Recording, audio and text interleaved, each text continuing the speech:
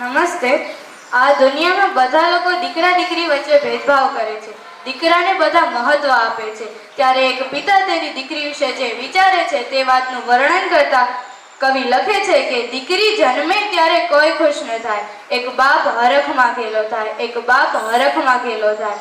બધા માટે દીકરી એ પારકી થાપણ કહેવાય, એક બાપ માટે દીકરી એ ઘરની લક્ષ્મી કહેવાય, એક બાપ માટે દીકરી એ ઘરની લક્ષ્મી કહેવાય.